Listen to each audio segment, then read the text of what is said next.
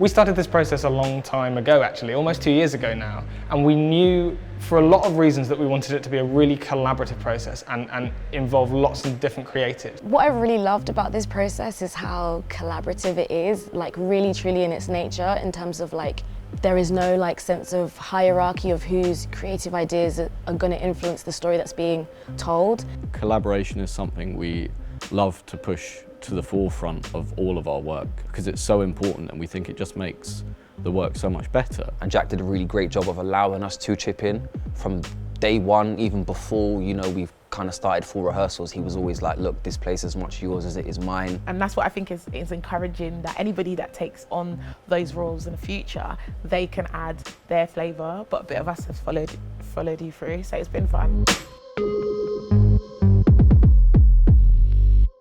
Hello, you're watching the making of Alice in Wonderland. I'm Shanko, the set and co-graphic designer, and today I'm taking you on a tour of this space. Now, our version of Alice in Wonderland, it takes place on the tube. Alice, after an explosive fight with her mum, gets on the train, finds it's going in the wrong direction, and finds that she's in a sort of familiar but surreal version of the London Underground. Now, since we spend so much time in what is the Victoria line, we've tried to kind of create a space that sort of feels realer than real, that evokes the kind of familiarity of the London Tube. We've got the seat fabric, the official Victoria line maquette seat fabric. Each of these seats is like a bit of foam that the kind of cast get up and down on, and they take seats, and then occasionally they'll reveal props and little tricks and magic inside. I'm going to take you backstage where we can show some of the set pieces that kind of come from the front of the train and some of the like different items that kind of make our Wonderland. One backstage secret from this show ultimately is that our stage management team are heroes, because they are dealing like for everything to happen on stage. They are there helping us rip off clothes, put on our props, like provide us with everything. And there's only two of them on both ends running around and say, it looks magical here, but it's because of our SM team. So I'd say that's one thing that they are the unsung heroes. So I big them up all the time, yeah. As we kind of come through here, you'll see our incredible props table assembled by our fantastic stage management team of Chloe and Gracie. There's so many props in this show, and it's a real testament to the work of both the stage management team and the company of how many different characters they kind of get through, and the multi-roading that they do is incredible. Playing multiple characters is definitely a big challenge. It's something I haven't done in a while, but it's really, really fun. It's really kind of gratifying as a performer to not be locked into one single character, but to instead have 5 really fun characters to get my teeth into.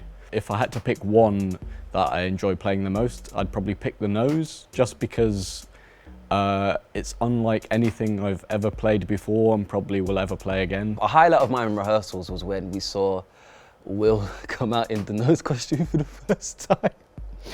And it was really funny because we hadn't seen it before.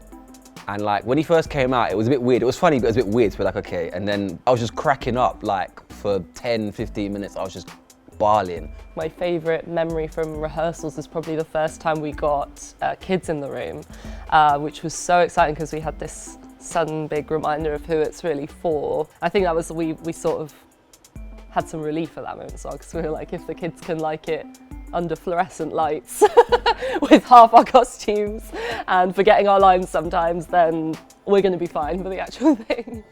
Brixton House came to us and we were desperate to make a Christmas show. And then we started thinking, how do we tell a really great story that feels like a classic, but also that's set in contemporary Brixton? The way that the show's been made is through a series of workshops over the past 2 years. Some of those workshops have been with actors, but a lot of them was with a group of designers, all in a room, before there was a script, talking about how does the show feel? What does it smell like? It kind of felt I was in school again in like a weird way. It kind of felt more like play and experimentation as opposed to work. I've been able to kind of integrate or put a bit of my own DNA in it in terms of like my own nerdy references, whether it's like comic book stuff or anime and manga and cartoons. The whole world in itself is very magical and very mystical, and I think wordplay adds to that. Word magic is also a part of Wonderland. It's a good way to conjure excitement. My favourite character, I can't pick. No, it's the pigeon. It's the pigeon. You know something? If this was based on a book, this would be a most extraordinary adaptation. Or maybe the book is based on us. You ever think about that? I'm a Caribbean man. Family's from Jamaica, and being here in Brixton, the heart and soul of Brixton is Caribbean. Do you know what I mean? It's been like that way for years and years and years. And just the first week of rehearsals, walking back and forth through even the village now and just around the area, like you still hear it, you still see it, you see these people living their lives, and I wanted to make sure I honoured that in some way. Now, the final bit to talk about is up there we've got what looks like our sort of roof of the train. It's got these LED tubes that sort of span across it, and our wonderful lighting designer Rajiv has been using those to great effect to kind of give life to the different animations and lighting states that we need in the tube. Part of our language of this show is how Alice moves from carriage to carriage to carriage to carriage along this runway, and the lighting is a really integral part of that. And then sort of the last final magic trick we have of this show is that this walkway, which is suspended in the air, it comes all the way down, and Alice and the Queen fight on the top of the train. X marks the spot, so prepare for my brain cross. I'll give you the right slip. I'll fell up your head off. I'll get your patience. I travel this train home. This train terminates here. So that's the space, that's the Alice in Wonderland set. It's been a joy to create. Thank you so much to Brixton House for not only allowing us to reconfigure their theatre to push it to its limits, but also supporting Poltergeist on what has been nearly a 2-year journey. And it's the result of that, the fruits of those collaboration and that kind of close-knit way of working, which sometimes feels quite rare, has resulted in what feels like a truly sort of transformative and magical space. It's been a privilege to design it, to be a part of the team, and I hope if you've seen the show, you've really enjoyed it. Thank you very much.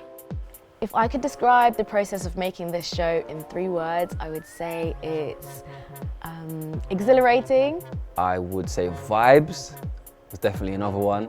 Energy. You need a lot of energy. Silly. Yeah. Heartwarming. Is that one word? I think so. Yeah.